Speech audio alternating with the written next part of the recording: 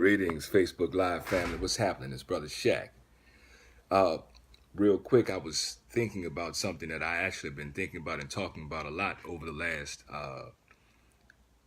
just really forever, but most pointedly over the last few days, and that is the way that, and I even think I posted something about it because I know that it isn't something that's happening uniquely with me, and it really wasn't happening specifically with me, but witnessing it as I do, on a daily basis with our people, particularly the relationships between, black men and black women or black boys and black girls, that whole male-female dynamic on a relationship tip for our people, and the challenges, and what, in line with what, True Love Movement always talks about and the way we always deal with history, it's that personal history. When we encounter somebody, we're making an assessment about them, who they are, who the person we're meeting, and how they are. And we're holding them, responsible for that because, that's them.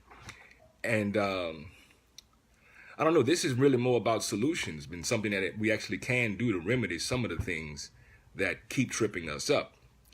And this is a universal application kind of thing. So this isn't just about, any one group of people, but specifically for our people, because we have some of the most trouble that I see, and this is where I do my work, so I'm not really interested in other people, but this idea that all people are this person that we're meeting is we're missing something, significant.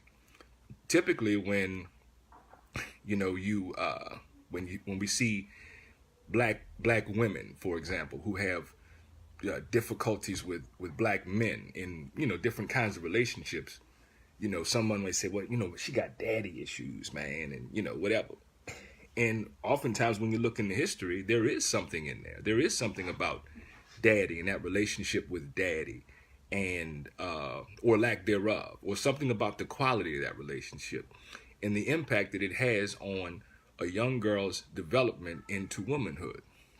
And also, simultaneously, you'll have a black man who has this pattern of struggling with black women. And, he looks in his history, or we look in his history, and then he had a very difficult relationship with his mother for various reasons. Some of the things I've heard are, my mama had a lot of dudes running in and out the house all the time. And so I don't have a lot of respect for her. I don't have a lot of respect for women, but that's my mom. I'm going to be respectful to her. But I have this, it impacts, how they're thinking about and engaging with black women. So, on both sides, we see there's some deficits and there's some hurt happening with, people who have mama issues or, daddy issues. And also, too, when it lines up with mamas and daughters and daddies and sons. So it's not limited to the complementary sexes, but I'm just holding those two right now. And the reason I'm doing that is because the brother who's talking about, my mama had all these dudes running in and out of the house. What he doesn't know or didn't know is that mama was trying to get the rent and the bills paid. Daddy got locked up. She didn't have any skills and she wasn't able to earn money. So she resorted to doing that. And that's why she did what she did. Prior to that, what he doesn't know is that, mama had some issues as a child, being violated by, family friends, relatives, other people as a young girl. And that affected the way she was able to engage and have, relationships, or the quality of relationships she was able to have with men when it was her turn to do that. And so what I'm saying is, if we keep going back into any individual's past history, what we're going to find is a lot of the same kind of stuff. We're going to find the same kind of stuff because we've had the same kinds of experiences. We've had this collective experience.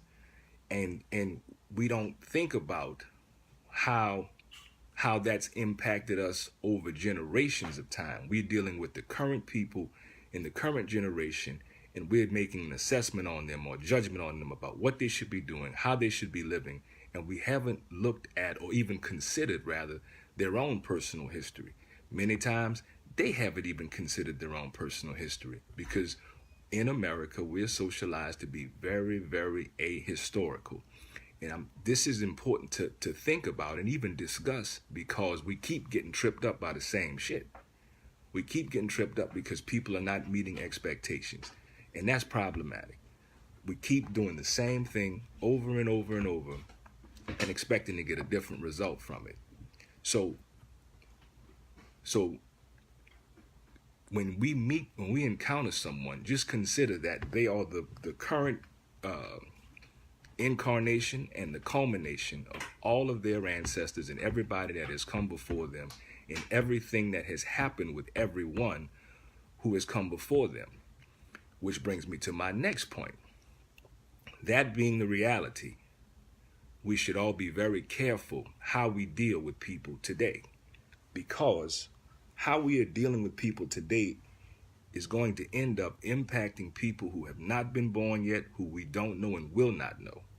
I'll give you an example. Personally, I have encountered many sisters who I've had intimate relationships with who have been sexually violated prior to our encounter. As a result, I have unknowingly triggered many things within these sisters around those encounters unknowingly. As a result, they have responded to me in a way that was completely unreasonable for our exchange, because what we had was a very pleasant and consensual exchange. But because of the residual memory and the re-stimulation of that trauma in that moment for them, that created something between us. So I didn't have anything to do with it. I didn't know either them or the perpetrator at that time, but I was still having to deal with that in the very current, in that present current reality. And so that wasn't right. It wasn't fair for that to happen to them, and it wasn't right for it to happen to me either. And so we have that kind of a power that we can do something today that will affect people we do not know for years to come. And that's not necessary. And I would say consider that with the, and that's just me. And I know of unfortunately, I know of literally hundreds of those kinds of cases that I'm aware of people having the same kind of encounters.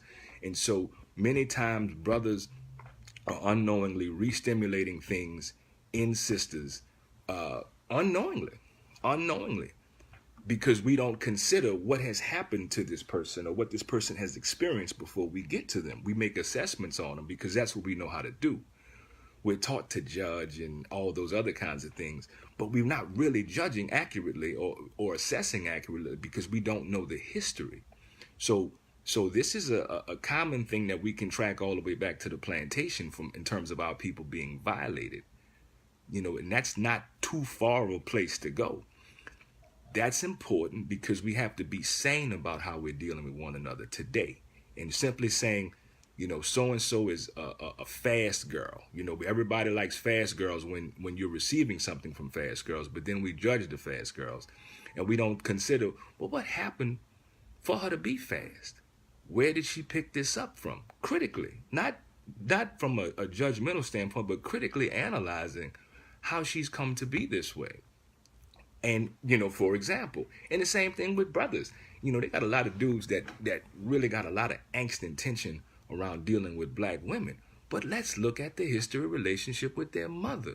I have seen mothers punch these young brothers in the chest, in the face, emasculate them, demoralize them. Now, you can say, oh, she's a bad mama, that's horrible. But if you go back and you look at the history and her history, well, she came from a very abusive situation.